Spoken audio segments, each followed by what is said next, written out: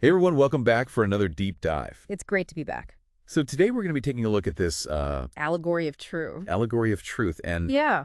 and this is a really interesting text. It's kind of a philosophical exploration of truth, but not like All right. here's the definition of truth. It's more about how we arrive at truth and why that can sometimes be so difficult.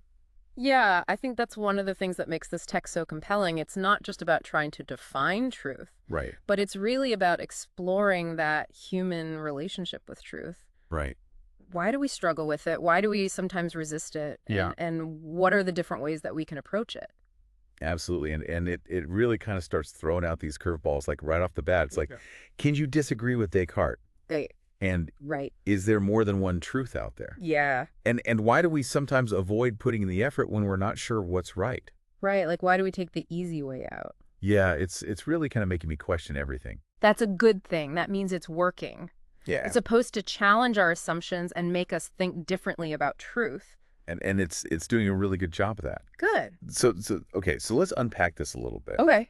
The text starts out with something really basic, like 2 + 2 = 4. Right. Seems pretty obvious. Seems straightforward. But it got me thinking, like, how do we actually know that that's true? That's a great question. Like, is it just because everybody says it is? Yeah, well, that's where this idea of conventions comes in. Okay. You know, these are basically agreements that we make as a society about what is true. Well, Even if we can't always explain exactly why they're true. Think of it like the rules of a game, right. right? We all agree to follow certain rules, Right. and that's how we can play the game together. Okay. So in a way, these basic truths are like the rules of logic and reasoning. So it's like we don't have to constantly reinvent the wheel every time we want to have a conversation. Yeah. Or solve a problem. We just accept that 2 + 2 = 4 because that's what everybody's working from. Right. It's like a shared foundation, a starting point. Okay. That makes sense. But then the text takes this really sharp turn and jumps into this whole debate about Descartes. Oh, yeah. You know, the I think therefore I am guy. The famous cogito ergo sum. Yeah, and somebody in the text is actually disagreeing with him. Yeah, which is really interesting because Descartes is kind of seen as like It's foundation. the foundation of modern Western philosophy. Right.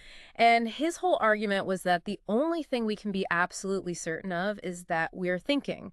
Because even if everything else is an illusion, even our own bodies, Right. the fact that we are doubting the fact that we're thinking that proves that we exist. Mm-hmm. But this text is questioning that very premise. It's Right. saying, well, what if there are other ways of being, even without conscious thought? So it's saying like maybe our existence isn't just tied to our thoughts. Right. It's suggesting that maybe there's something more to it. And that's kind of mind-blowing. It is. It's a real challenge to that very Cartesian way of thinking. Right.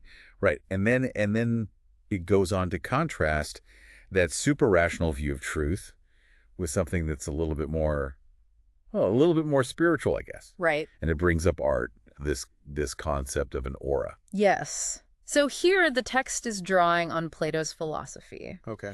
And Plato, he believed that truth wasn't just about these cold, hard facts. Right. It was something much grander, much more connected to a higher realm.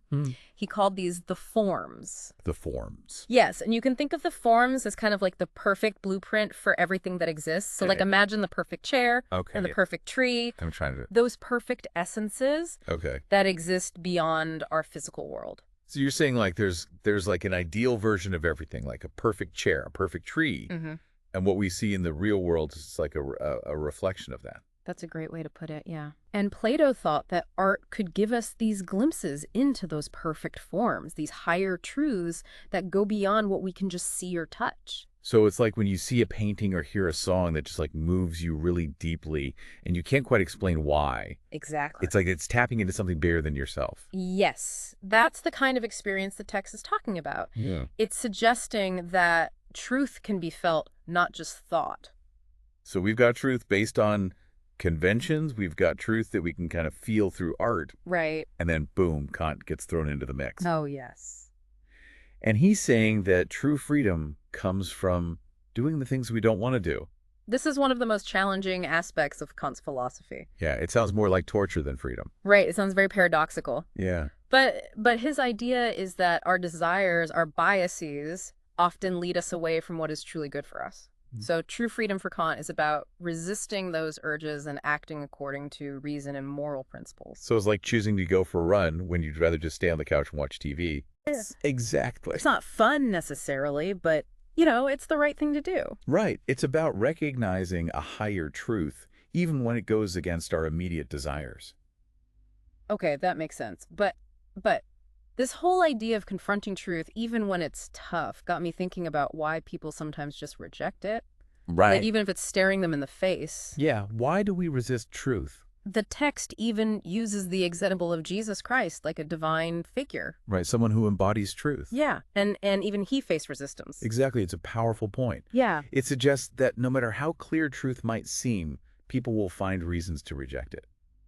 So it could be fear, It could be fear. discomfort, It's comforting. maybe even a sense of responsibility that they'd rather avoid. Absolutely. Yeah, it's often easier to stick with what we already believe, even if it's not true. It's like when people refuse to believe scientific evidence. Right. Or cling to conspiracy theories. Yeah, even when they're clearly debunked. Yeah, it's almost like there's a comfort in just sticking with what you already believe.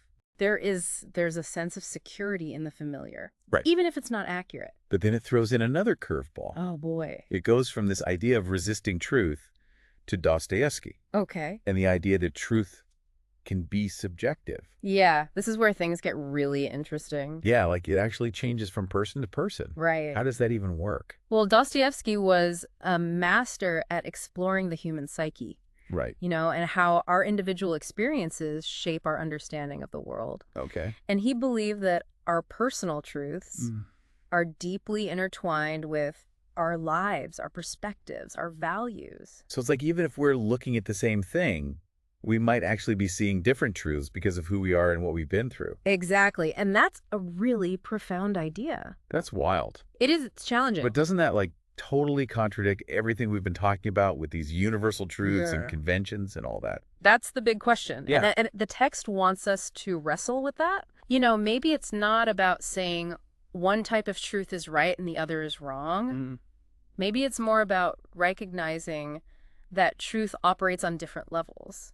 So maybe there are some like fundamental truths about the universe that hold true for everyone, like those scientific laws and math principles. Yeah, those kind of foundational truths. But then there are other truths, more personal ones that come from our own experiences and interpretations of the world. And both are valid and important.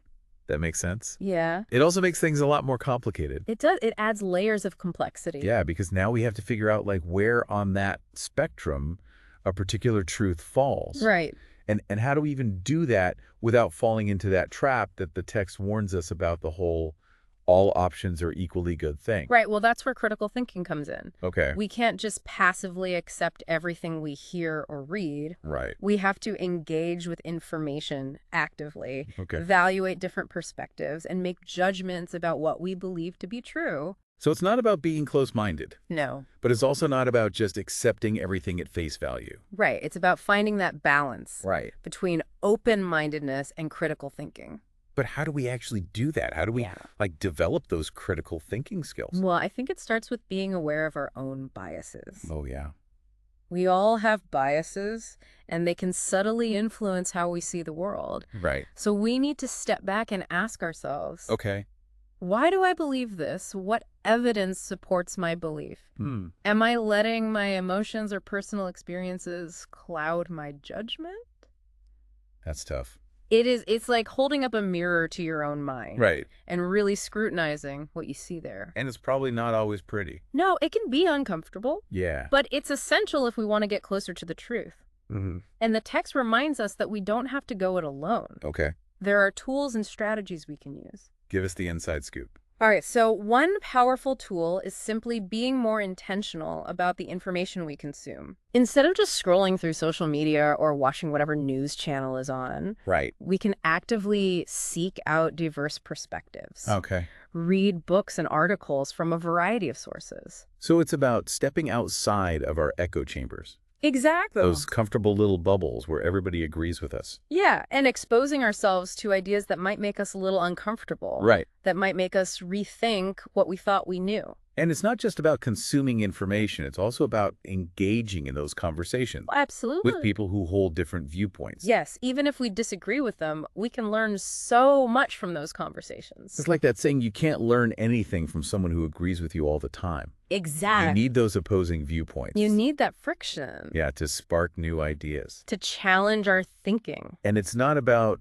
trying to win an argument or No. convince someone that they're wrong. It's about approaching the conversation with curiosity Right. and humility. Seeking to understand their perspective Yes. and maybe even find some common ground. Exactly. I was talking about critical thinking, being aware of our biases, seeking out diverse perspectives, and engaging in those meaningful dialogues.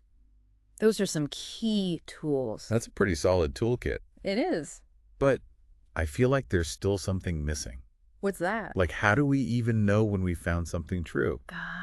That's the big question, isn't it? Yeah, it all feels so subjective. Right, and this is where things get even more interesting because the text suggests that maybe our rational minds aren't the only way to access truth. Mm. It brings up art and spirituality again, Yeah. suggesting that these can offer us insights that go beyond logic and reason. Wait, so you're saying that we can actually feel truth? Yes. Like, it's not just something we figure out in our heads. Right. It's something that we experience in our hearts. Think about those moments when you've been deeply moved by a work of art. Okay. Whether it's a painting, a piece of music, even a powerful film. Those experiences can reveal truths about the human condition, Right. about beauty, about suffering, that go beyond what we can express in words or logic. It's like when you're watching a movie and you know it's just a story, Yeah. but you can't help but feel like deeply connected to the characters and their experiences. Yes. It's like you're tapping into something universal. Exactly. Something true about the human experience.